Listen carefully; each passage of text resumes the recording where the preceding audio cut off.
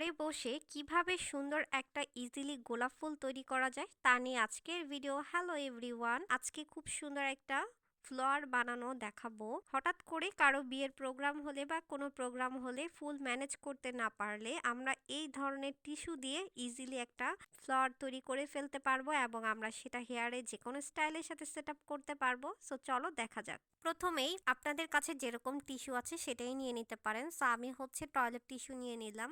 So অনেকের কাছে চারকোনা চিজের tissue থাকলেও সেটা ইউজ করতে পারেন। এটাকে আমি সুন্দর করে গোল গোল আকার ধারণ করে একটা বক্সের সাহায্যে এটাকে গোল আকৃতি ধারণ করে আমি এটাকে কেটে নিব। যার যতটুকু প্রয়োজন সে ততটুকু সাইজ অনুযায়ী কেটে নিতে পারেন। চাইলে বড় করতেও পারেন, চাইলে ছোট করতে পারেন, ডিপেন্ড চয়েসের উপর।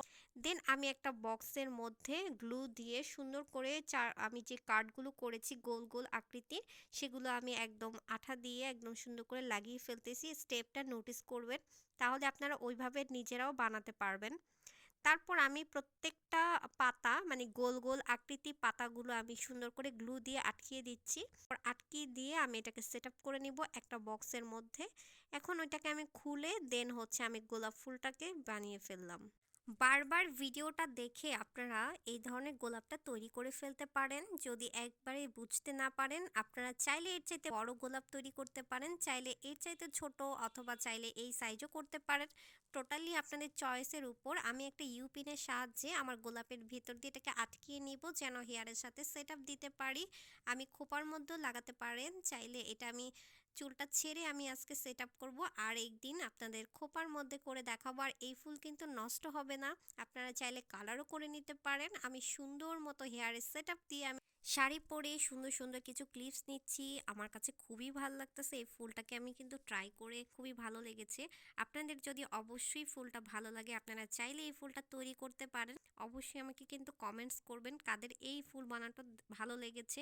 আপনারা চাইলে এই ধরনের ফুল খোপায় সেট আপ দিতে পারেন, অথবা এটা কিন্তু কালারও করা যাবে। আমি একটা আরেকদিন কালারের ভিডিও শেয়ার করব। এই ছিল ফুল দুইটা থেকে একদম দেখানোর ট্রাই করতেছি। সো আমি এখন একটু হেয়ারে সেট আপ করবো। জাস্ট তেমন কিছু না, আমি চুলটাকে একটু জাস্ট চিরুনি করে একদম এক সাইডে একটু চুলগুলো রেখে আমি ক্লিপের সাহায্যে সেট আপ দিয়ে নেব। মেয়েদের অনেক সময় ফুলের খুবই প্রয়োজন হয়। সো আমরা তাৎক্ষণিকভাবে ফুল ম্যানেজ করতে না পারলে, আমরা যদি ঘরে এই ফুলগুলো থাকে, আমরা অনেক সময় তাৎক্ষণিকভাবে পাই না, ফুল কিনতে হয় বা টপ থেকে তুলে নিতে হয়। সো আমরা যদি এই ধরনের ফুল আগে মেক করে রাখি বা আমাদের এক্সট্রা থাকে, তাহলে আমরা যে কোনো সময় শাড়ি শ্যুট অথবা ড্রেসের শ্যুটের ক্ষেত্রে আমরা কিন্তু এই ফ্লাওয়ারগুলো ইউজ করতে পারি। এটা আমাদের খুবই প্রয়োজনীয়। আশা করি এই ভিডিওটা তোমাদের অনেক বেশি প্রয়োজনীয় হবে। বাই দ্য ওয়ে, আমার ইয়াররিংস এবং আমার অর্নামেন্টসের ডিটেলসটা শেয়ার করছি। এই প্রোডাক্টগুলো যারা অর্ডার করতে চাও, এটা হচ্ছে ইমো কালেকশন থেকে তোমরা অর্ডার করতে পারবা।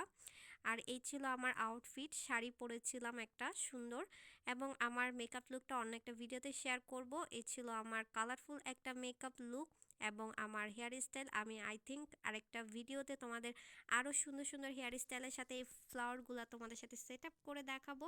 আই থিঙ্ক তোমাদের কাছে ভালো লাগবে। শাড়ি পরেছি, আঁচল তো একটু ঘোরাবোই, একটু ক্লিপস তো নিবই, সেটাই তোমাদের সাথে একটু শেয়ার করলাম।